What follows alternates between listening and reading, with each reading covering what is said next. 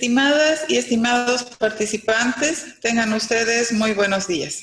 Sean todas bienvenidas y todos bienvenidos a este espacio virtual de aprendizaje abierto promovido por la Fundación UVirtual en convenio con la Universidad de Salamanca. Soy Rosario Betancourt y me desempeño como directora académica en la Fundación UVirtual. En primer lugar, agradecer a todas las personas que han solicitado su registro a este evento. Para hoy, en este seminario en línea, hemos recibido registros de participantes de Honduras, de España, de Bolivia, de Uruguay, República Dominicana, Chile, Colombia, Perú, Venezuela y algunos otros más. La Fundación UVirtual tiene el alto honor de presentar al doctor Jorge Conde, director del Máster en Dirección de Personas y Gestión del Talento en la Organización de la Universidad de Salamanca, quien nos ofrecerá la conferencia Desafíos de la Gestión del Talento en la Era de la Innovación. El doctor Jorge Conde es de nacionalidad española y residente en Salamanca. Es licenciado en Sociología por la Universidad Complutense de Madrid.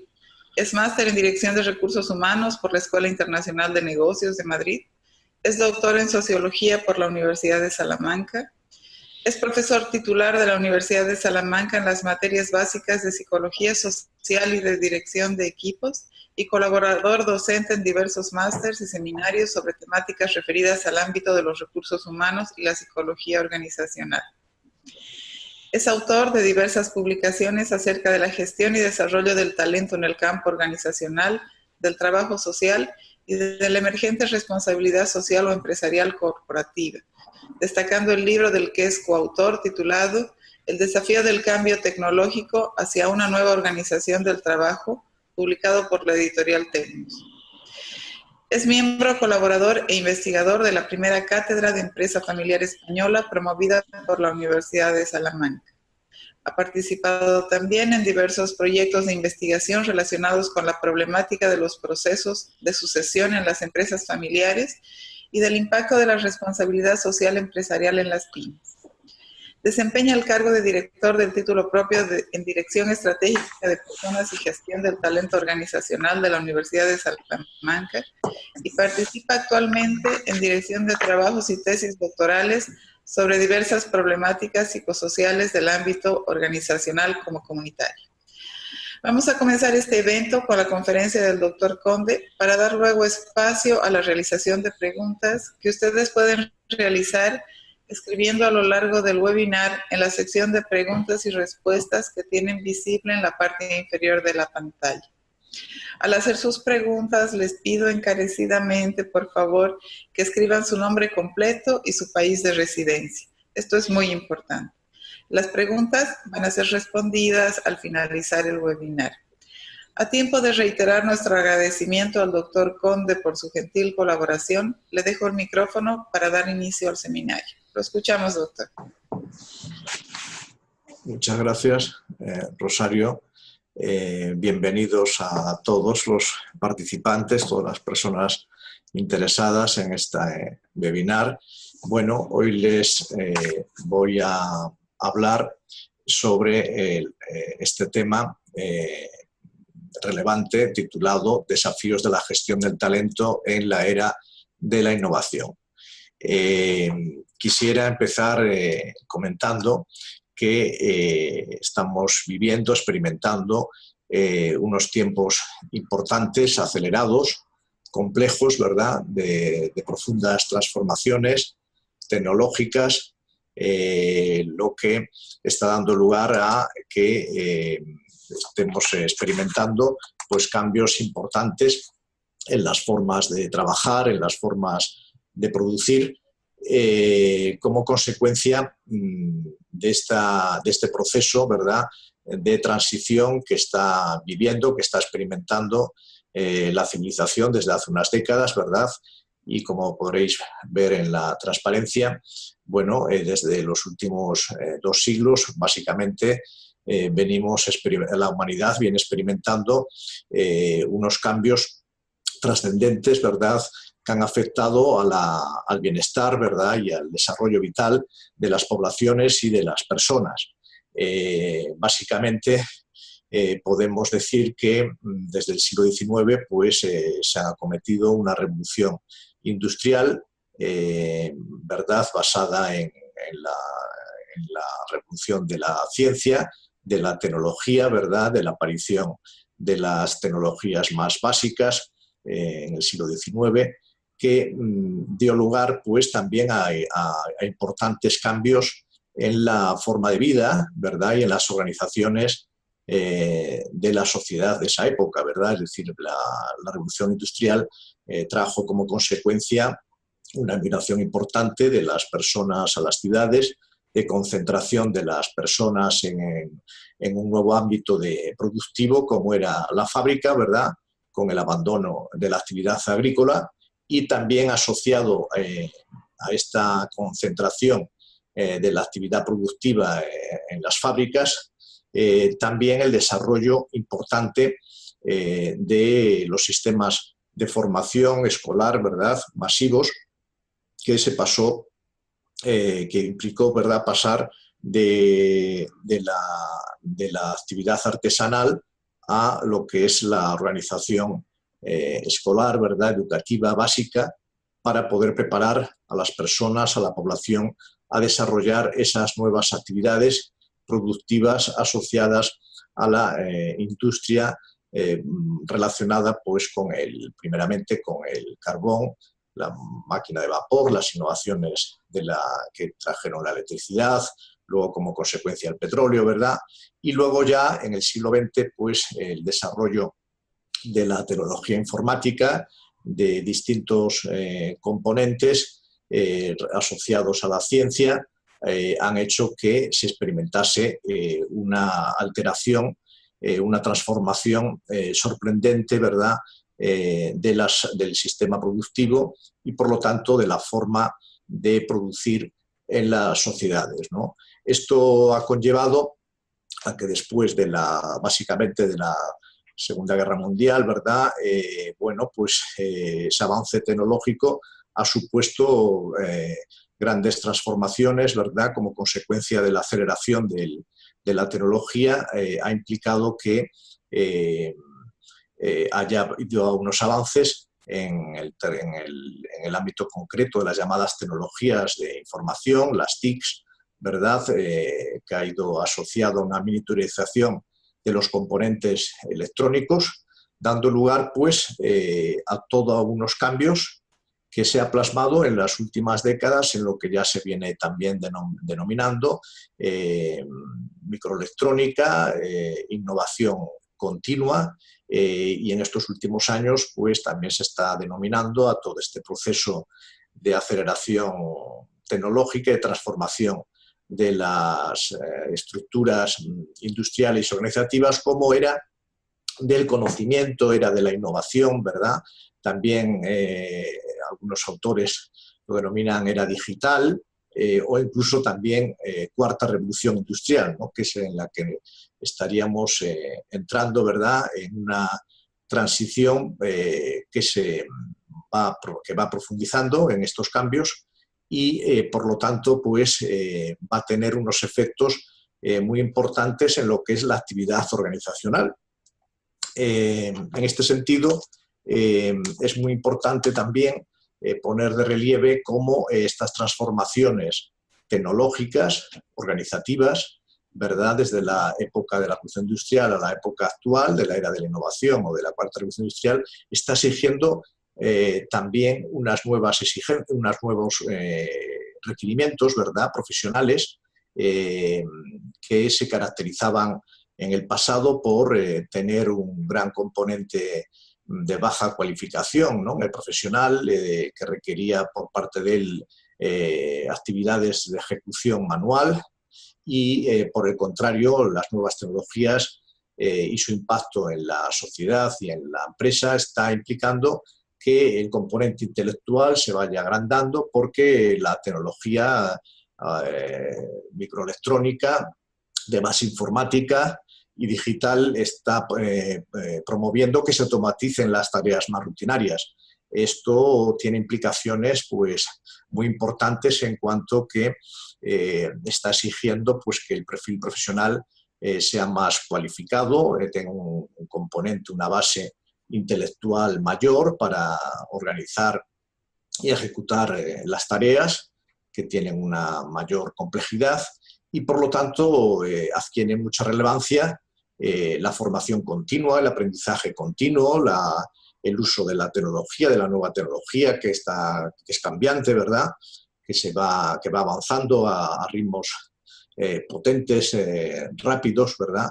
Y por lo tanto, pues, de alguna forma está cambiando la forma de trabajar, la forma de producir y la forma también de aprender, ¿no? Es decir, la tecnología junto con el proceso de globalización que lo retroalimenta.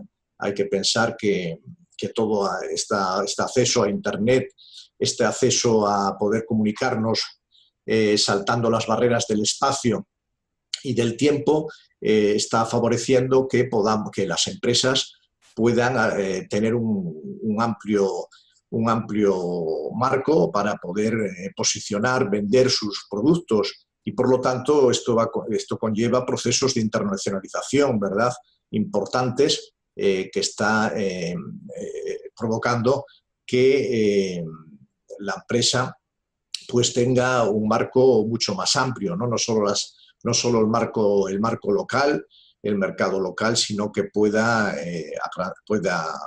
permitir crecer, pueda expansionarse y, por lo tanto, todo esto va facilitando a su vez avances, innovaciones, ¿verdad?, en los mercados, en los productos, que de alguna forma pues, produce un ciclo, ¿verdad?, de retroalimentación, ¿verdad?, positivo que genera pues, un avance, ¿verdad?, en el desarrollo económico con efectos clarísimos, ¿verdad?, en las competencias de los trabajadores, en la forma de organizar de las empresas y también va asociado a unos cambios culturales que también permiten tener en consideración que la población trabajadora, las nuevas generaciones que se incorporan, pues tengan nuevas actitudes laborales, ¿verdad?, tengan nuevas exigencias que en cierta medida también se acoplan a las nuevas características y posibilidades que ofrecen las tecnologías, ¿no? Se habla, por ejemplo, de la generación de los millennials, que, como veis, bueno, pues son personas, es un perfil profesional que está muy habituado al uso de la tecnología, de la utilización de redes sociales y que esperan en la empresa, en el ámbito laboral, pues también una mayor conciliación. Tienen interés en desarrollarse como personas, en aprender, en actuar, dan mucho valor, mucha importancia a la experiencia, pero también esperan que puedan permitir disfrutar del ocio y, por lo tanto, demandan una mayor conciliación entre la vida laboral y la vida familiar, ¿no?, y la vida personal. Esto da lugar, pues, que, en definitiva, estemos en una situación novedosa para la sociedad, en que hay unos ingredientes básicos, hay unos ejes que nos van a permitir entender qué es lo que está subyaciendo a estas grandes transformaciones y cómo podemos afrontar de forma adecuada estas nuevas exigencias, ¿no? Por un lado, una característica principal de esta transición tecnológica, de estos grandes cambios, ¿no?, en el sistema productivo y en la sociedad, es que el conocimiento y la innovación se presentan como las características básicas, ¿no?, que permiten evolucionar, que permiten prosperar a las empresas, ¿no?, de tal forma que, al ser el conocimiento y la innovación el elemento principal para poder producir mejor, con más calidad y satisfacer a los clientes, esto está requiriendo que, de alguna forma, las empresas, los directivos descubran la importancia que tiene el que podamos capacitar de forma permanente a los trabajadores. Una capacitación que tiene que ser continua, que tiene que estar basada en las aportaciones de la ciencia, ¿verdad?, de los avances de la tecnología y por lo tanto el modelo de empresa exige que tengamos que promover un diseño y una actividad organizativa que pasa por la potenciación del aprendizaje. Esto es una revolución en sí mismo, ¿verdad? Esta premisa, porque nos enfrentamos a que las organizaciones han sido concebidas como sistemas para producir, ¿no? Para producir productos y servicios, pero de forma rígida, estática, ¿verdad? Cuando los entornos eran estáticos, cuando la tecnología pasada era mecánica, ¿verdad? Y bueno, generaba actividades rutinarias, ¿no? Implicaba que había que ejecutar actividades de forma adecuada, pero que siempre eran las mismas. Digamos que pasaban los años y esos modelos de producción eran estáticos, eran rígidos, ¿verdad? Los cambios eran lentos y la sociedad también es verdad que variaba de forma lenta. Pero toda esta aceleración del cambio tecnológico y de los valores, las costumbres, etcétera, está implicando que concibamos la organización como un sistema, además de productivo y de ofrecer nuevos productos y servicios, tenga que estar organizándose de tal forma que promueva un aprendizaje continuo de los trabajadores, de tal forma que esa visión tradicional de que primero un trabajador se formaba en una institución, ¿verdad?, durante unos años para pasar luego a incorporarse a un sistema productivo más o menos estático, estable, pues se ha roto y implica que tengamos que entender las organizaciones como escuelas en gran medida, ¿verdad?, de aprendizaje para poder promover productos adecuados, nuevos productos que satisfagan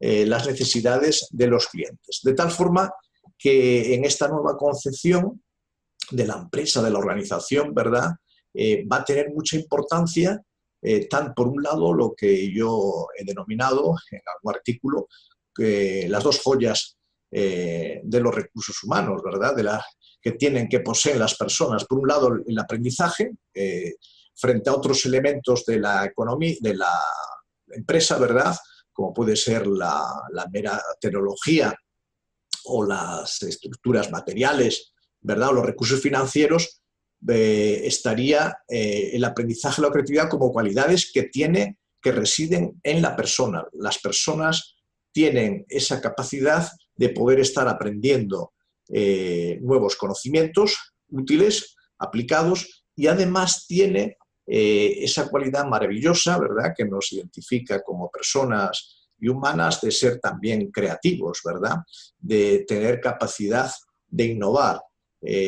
Todas las personas tenemos esa cualidad, ¿no?, de ser creativos, ¿no?, siempre y cuando iniciamos una acción, una actividad, un pensamiento, una tarea, pues siempre tiene un componente de creatividad. Lo que ahora ocurre es que debemos de ser más conscientes de que esa creatividad pues tendremos y deberíamos de desarrollarla, ¿no?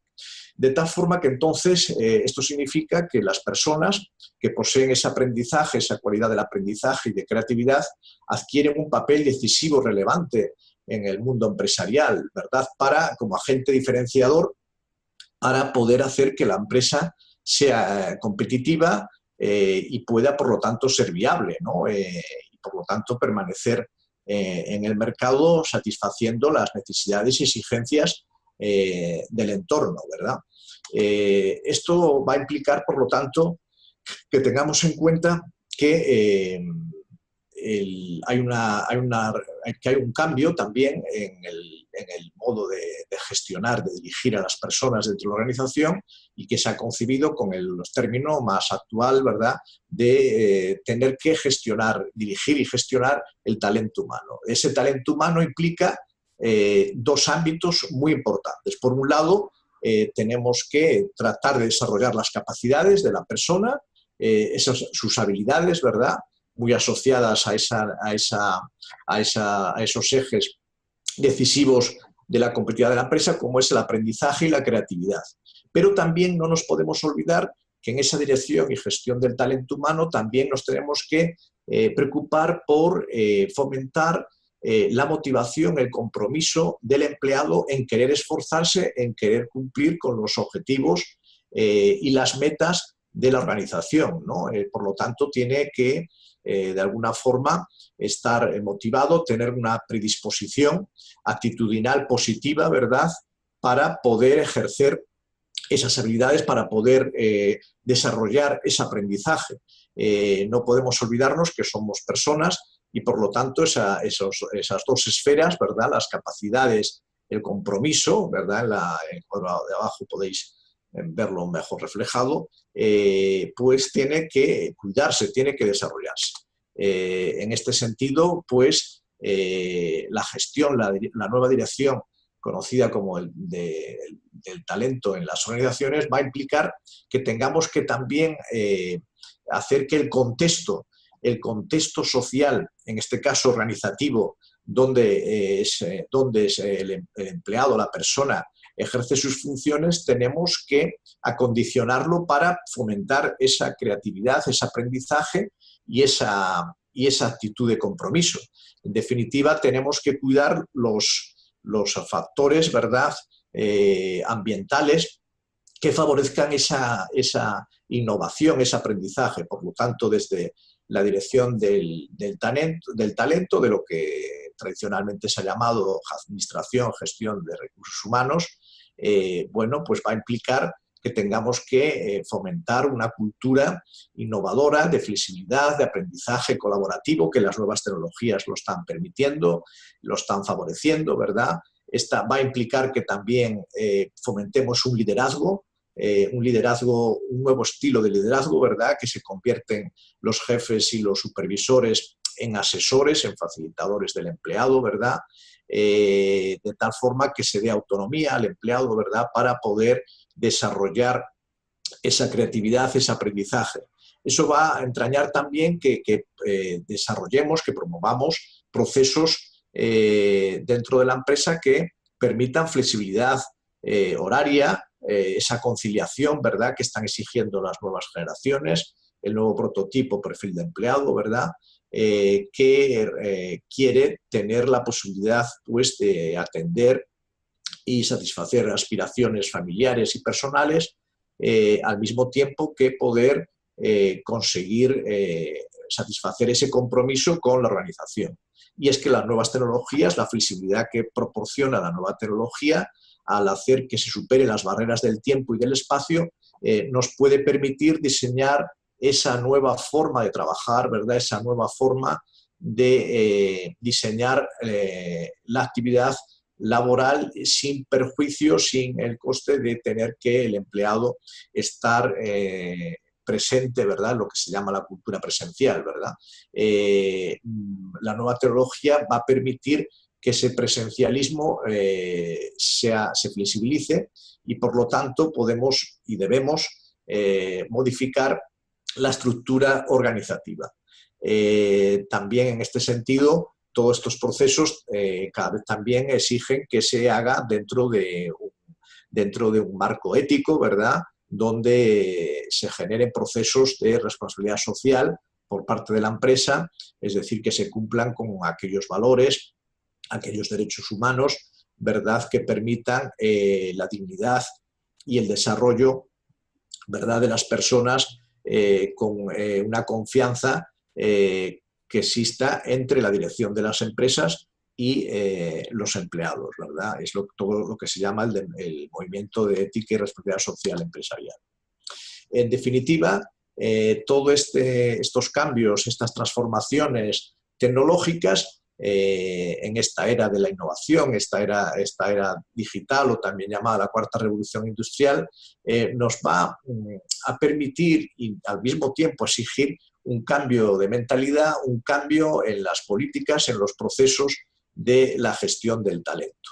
igual que ocurrió, ¿verdad?, en el siglo XIX y principios del XX, ¿verdad?, en que la revolución industrial, la primera revolución industrial, exigió que los trabajadores se concentraran en fábricas y tuvieran que también soportar, ¿verdad?, unas condiciones de trabajo a veces muy duras, ¿verdad?, porque la tecnología rutinaria hacía que se diseñaran trabajos de forma muy inadecuada, ¿verdad?, pero que la tecnología pues, exigía en aquellos momentos. En cambio, en la actualidad, lo que exige esta revolución tecnológica es que podamos flexibilizar la forma de trabajar sin que ello requiera un coste, ¿verdad?, tanto psicológico, ¿verdad?, como para el bienestar de los empleados. Esto va a suponer que podamos organizar estructuras organizativas flexibles y, por lo tanto, cambiar la cultura de la organización para posibilitar que los nuevos perfiles profesionales y las personas que ejercen sus competencias puedan hacerlo en un marco de bienestar, de satisfacción, ¿no?, de tal forma que esa satisfacción laboral implique que la persona, el talento, pueda sacar lo mejor de sí mismo para ponerla al servicio también de los objetivos de las empresas. Por lo tanto, esta dinámica va a implicar que podamos hacer una innovación organizativa, de hacer más flexibles las formas de contratación laboral, hacer que las personas puedan trabajar en función de su ritmo y de sus estrategias personales, siempre y cuando, obviamente, obtengan unos objetivos, ¿verdad?, por los cuales se van a recompensar, se van a reconocer por parte de la empresa, ¿no? Y, por lo tanto, en este sentido, pues se abre un amplio abanico de posibilidades para que los empleados, las personas, también puedan elegir sus distintas formas de vinculación con la empresa sin necesidad de estar atados, ¿verdad?, como tradicionalmente ocurría, a una ubicación, un sitio físico concreto para poder ejercer adecuadamente sus actividades laborales. Todo este proceso de transformaciones y de cambios pues va a dar lugar a una nueva concepción de la organización que se está gestando, ¿verdad?, a nivel mundial, ¿verdad?, a nivel de las empresas y de las organizaciones más punteras que están adaptándose de forma positiva a estos nuevos retos tecnológicos y de cambio, ¿verdad?, que exige una nueva forma de estructurar la organización, una nueva forma de dirigir a las personas en las empresas y, por lo tanto, como veis en la transparencia, lo que se refleja es que estamos viviendo una transición en que las empresas pues necesitan asumir esa gestión, asumir esta perspectiva novedosa y necesaria de poder promover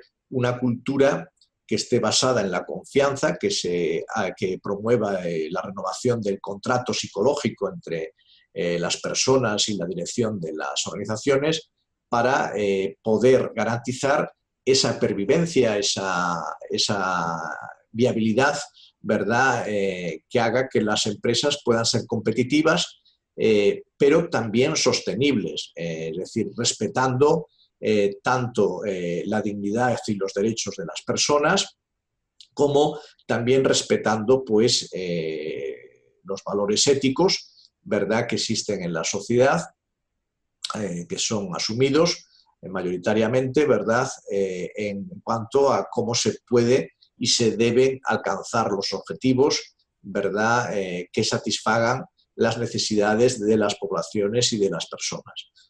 Todo ello sin también poner en peligro el ambiente, el medio ambiente, ¿verdad? Ecológico, donde las empresas ejercen sus actividades, como también dentro de la misma organización un respeto por los criterios, por las consideraciones medioambientales. Es lo que ha dado lugar a lo que se conoce como desarrollo sostenible, o organizaciones, ¿verdad?, que respetan la dimensión de la llamada responsabilidad social corporativa o responsabilidad social empresarial, ¿verdad?, que tiene en cuenta pues, esas tres grandes dimensiones, ¿verdad?, la dimensión social humana, la dimensión ética y la dimensión medioambiental. Bueno, pues con esta reflexión, ¿verdad?, y este análisis de los nuevos desafíos, de los nuevos retos que está experimentando la dirección y la gestión de las personas en las organizaciones, pues finalizaría esta interesante exposición sobre los retos a los que nos vemos enfrentados, ¿verdad?, sobre todo los expertos y las personas que se dedican y que se quieren dedicar, como muchos de vosotros, a poder ayudar a dirigir y gestionar el talento en el ámbito organizacional. Muchas gracias. Muchas gracias a usted, doctor Conde, por tan interesante presentación. Vamos a dar ahora inicio al espacio abierto de preguntas y respuestas, en el que el doctor Conde contestará las consultas que hemos estado recibiendo de parte de los participantes a través de la sección de preguntas y respuestas que está disponible en la parte inferior de la pantalla. Por favor, continúen haciendo sus preguntas sin olvidar registrar su nombre y el país desde el que nos escriben. Le voy a leer algunas preguntas que ya hemos recibido, doctor. Tenemos una de Lucía María Sánchez, de México, que nos dice: trabajo en recursos humanos y encuentro una importante diferencia entre los modos de pensar de los trabajadores mayores de más de 30 años respecto a los menores, que serían los millennials. Eso me lleva a plantear procesos de entrenamiento laboral diferentes para cada uno de estos grupos. ¿Qué opina? ¿Le parece bueno separarlos? A veces he notado un poco de incomodidad en ellos ante el uso de esta estrategia. Muchas gracias, Rosario. Y bueno, la pregunta que haces, Lucía, desde México, pues me parece muy interesante, ¿no? Sí, has tocado un punto que está siendo un reto también, otro pequeño reto dentro de estos grandes retos que hemos hablado, de la convivencia de las generaciones dentro de las empresas. Es decir, por un lado está llegando masivamente lo que se llama la generación de millennials, es decir, de gente que ha nacido entre los años 80, ¿verdad?, hasta el 2000, que tienen nuevos valores, nuevas actitudes, ¿verdad?, demandan distintos criterios, ¿verdad?, de funcionamiento dentro de la organización, pero también, obviamente, siguen en las generaciones anteriores del baby boom, etcétera, ¿verdad?, que son mayores de 50 años en adelante. Y bueno, esto a veces se ve y se interpreta como una amenaza o como algo peligroso, difícil de afrontar. Bueno, obviamente es verdad, es decir, esto implica que hay como dos segmentos, ¿no?, un poco diferenciados dentro de muchas empresas, pero también hay que verlo como una oportunidad, es decir, tiene que ver con la diversidad que existe en las organizaciones, ¿no? Y esa diversidad es fuente de riqueza, fuente de oportunidades, es decir, el contraste, la perspectiva que aportan cada una de las generaciones en sus también valores, en sus actitudes, pero también en sus experiencias y en sus habilidades, tiene que ser fuente de enriquecimiento para la innovación, ¿no? Es decir, ese contraste, es decir, de pareceres, de visiones, pues lo podemos y lo debemos utilizar como también una estrategia para hacer satisfacer a las necesidades de los clientes, porque esos clientes, gran parte de los clientes que demandan, que exigen productos y servicios, está compuesto de generaciones de mayores, pero también de generaciones jóvenes. Entonces, como veis o como vemos, podemos y debemos de tratar de implicarles, de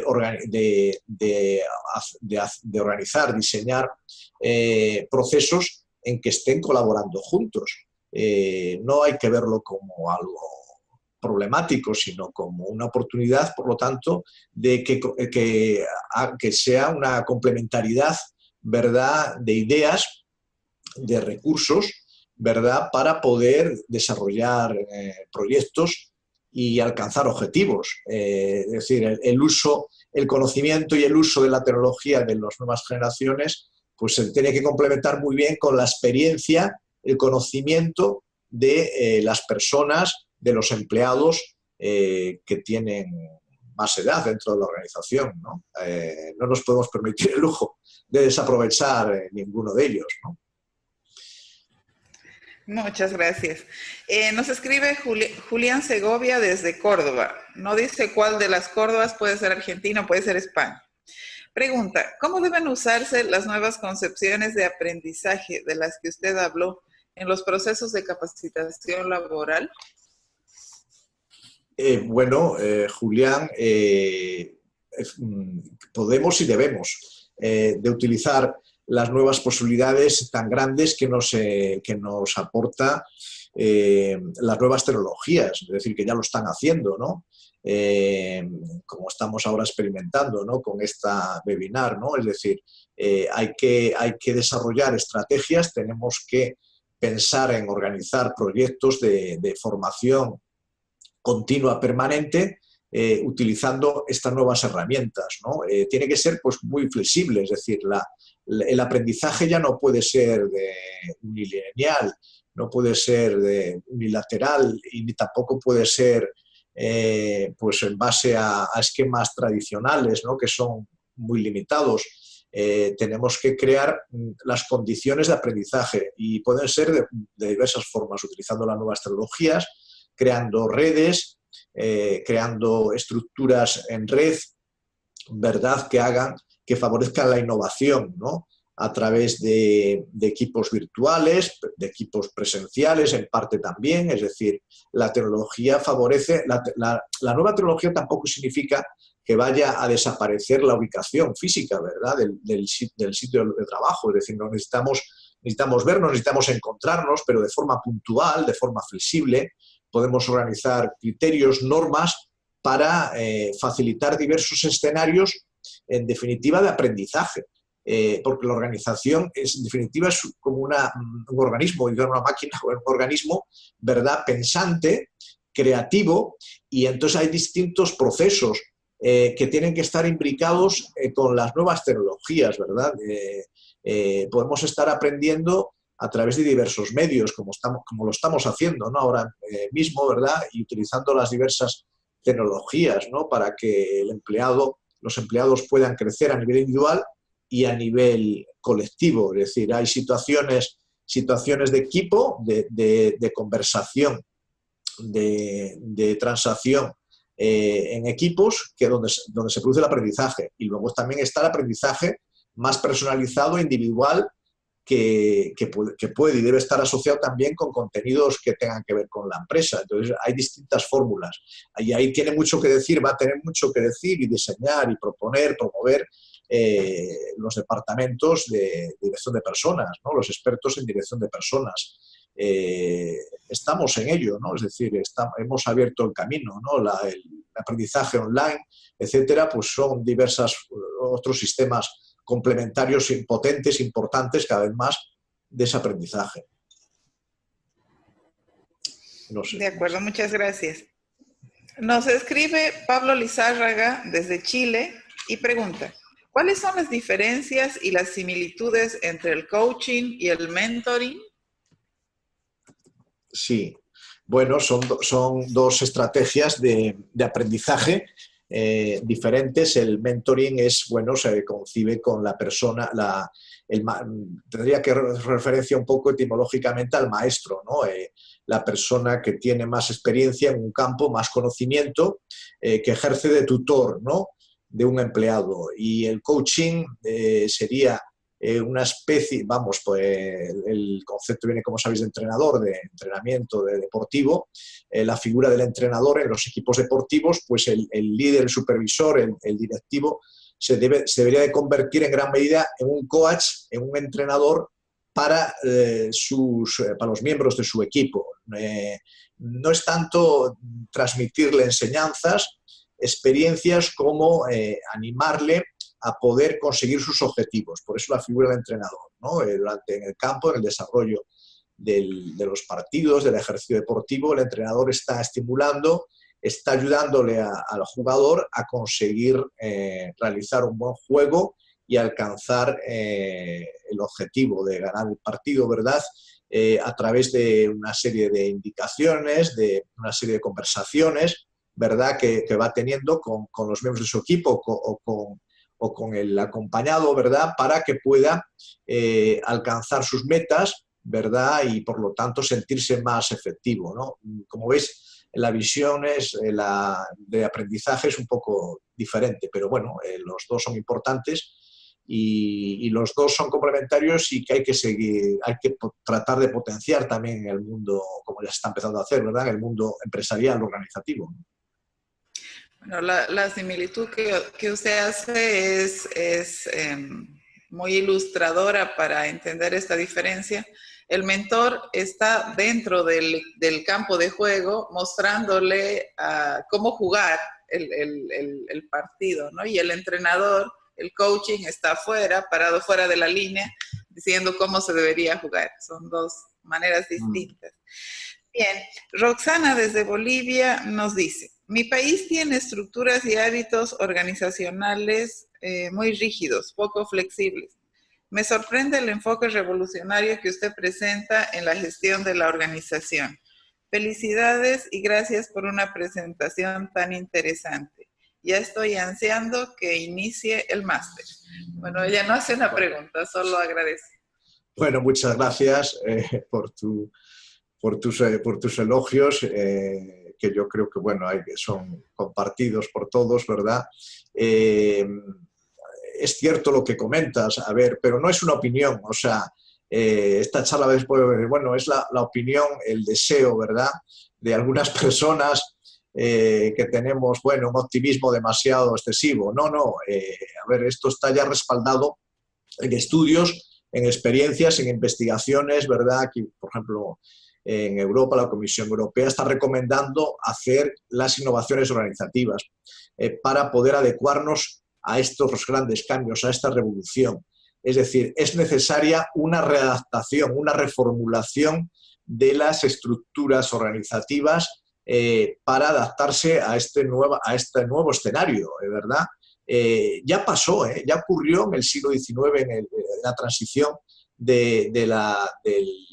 que es tan fuerte, ¿verdad?, que supuso de pasar de la era agrícola a la era industrial, ¿verdad? Qué gran revolución supuso. Yo siempre hablo, siempre tengo la mente la fábrica. Qué gran revolución, la aparición de la fábrica, la aparición de la escuela, que no existía, la escuela masiva. Estos fueron grandes inventos del siglo XIX que promovió la revolución que conllevó luego el siglo XX y luego el desarrollo de la ciencia. Lo que pasa es que estamos en ese modelo todavía.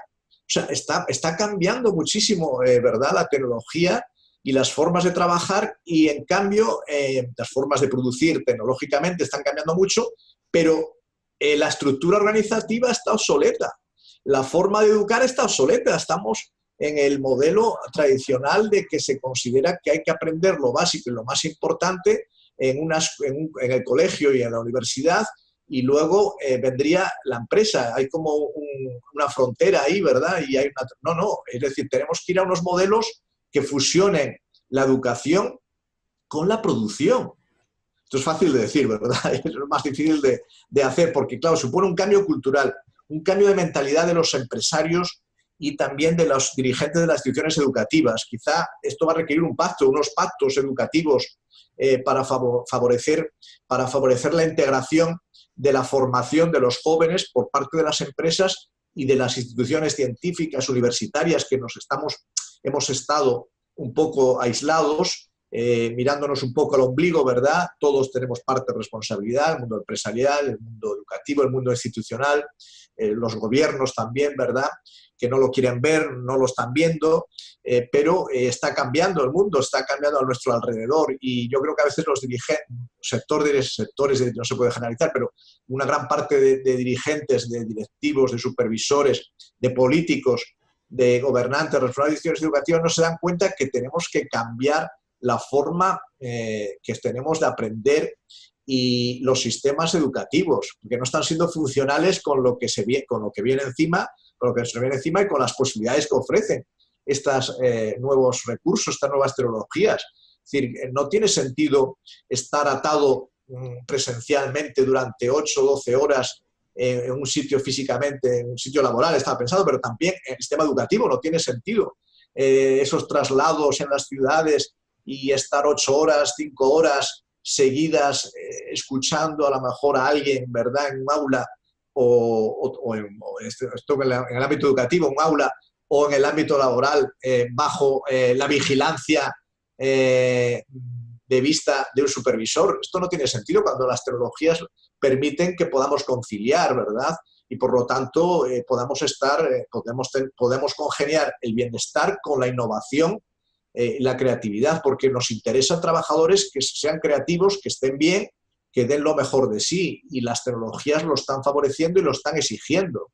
Entonces hay que cambiar el planteamiento, es decir, ya es cierto que, como decías bien, no solo Chile, en todos los países hay grandes sectores de empresariales que no quieren ver todavía, que se resisten, ¿verdad?, a ver estos cambios, porque es verdad, hay una brecha, lo que se llama una brecha digital, es decir, por parte de las generaciones de mayores, porque cuesta, ¿verdad? Cuesta, pero yo creo que no es tanto un problema técnico, que siempre cuando se selecciona un nuevo curso, una nueva formación, pues claro que sí, hay que superar ese vacío de habilidades, pero no es tanto un problema de habilidades técnicas que podemos aprender todos, porque la prueba está en que hay mucha gente mayor que sí ha asumido la formación técnica. El problema es de mentalidad, de visión.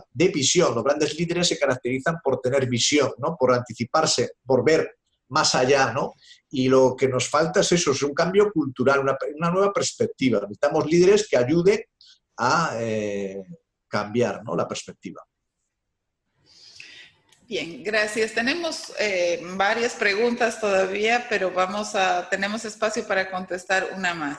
Nos escribe Victoria desde Colombia. Dice: buenos días, gracias por compartir sus conocimientos.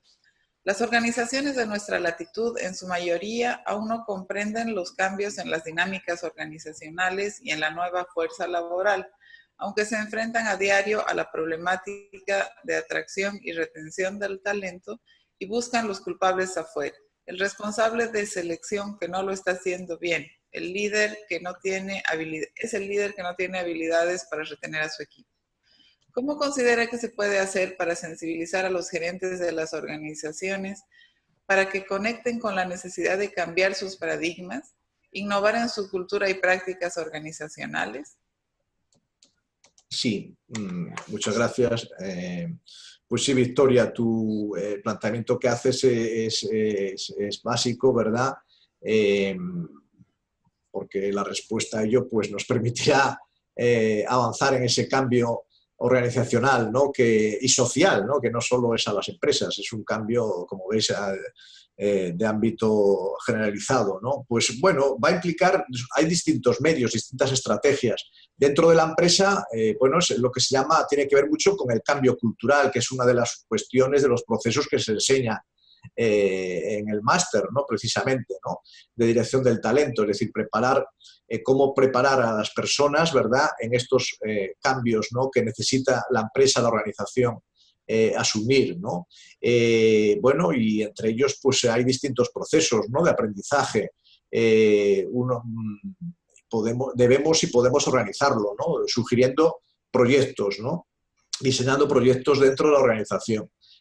¿Cómo podemos convencer a empresarios directivos? Pues hombre, ya está ocurriendo, ¿no? Pues lo que pasa es que es minoritario, pero organizando eventos, ¿verdad? Eventos donde se invita a participar y donde se pueden traer y se traen a profesionales, ¿verdad?, que están aplicándolos en sus organizaciones, ¿no?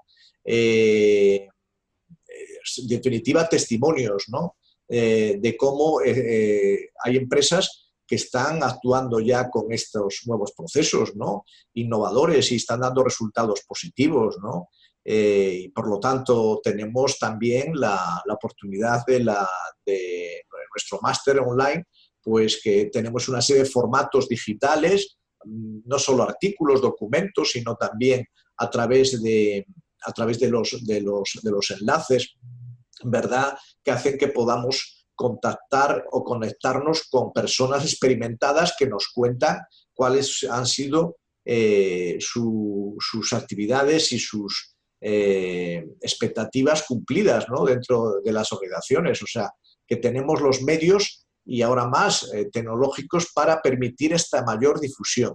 Pero es cierto que para convencer no bastan las opiniones personales, es decir, hay que fundamentarlos en estudios, en modelos, en experiencias, ¿verdad?, que nos permitan persuadir mejor a otros gerentes, a otros empresarios, a que asuman sus modelos, ¿no? Pues es lo que está pasando también con el llamado movimiento de responsabilidad social empresarial, ¿no? Es decir, los gobiernos incluso están fomentando eventos, ¿verdad?, donde asisten empresarios, donde se les va informando de las ventajas, de la importancia que tiene asumir esta perspectiva en las empresas, ¿no? Luego los gobiernos también tienen mecanismos muy importantes, los políticos muy importantes para favorecer estos cambios en las empresas, que son, por ejemplo, las desgravaciones fiscales, ¿no? Cuando se aplican programas de responsabilidad social empresarial, ¿verdad?, pues puede haber como premios, es decir, hay fundaciones, hay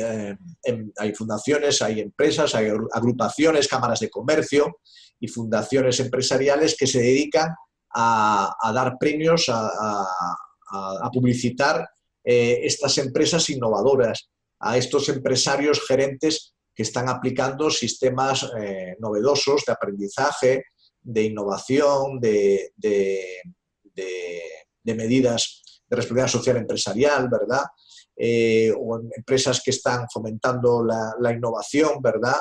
Que están aplicando en sus ámbitos laborales pues la combinación de flexibilidad de conciliación laboral con también pues tiempo libre, tiempo de juego dentro de la empresa. Incluso, bueno, pues hay empresas que se dedican, Google, por ejemplo, pues que se ha dedicado a dar mucha libertad a sus empleados, a poner también instalaciones recreativas dentro de las empresas para esas generaciones de jóvenes, ¿verdad? Es decir, de alguna forma las empresas también tienen que tratar a sus empleados como un cliente interno, ¿no?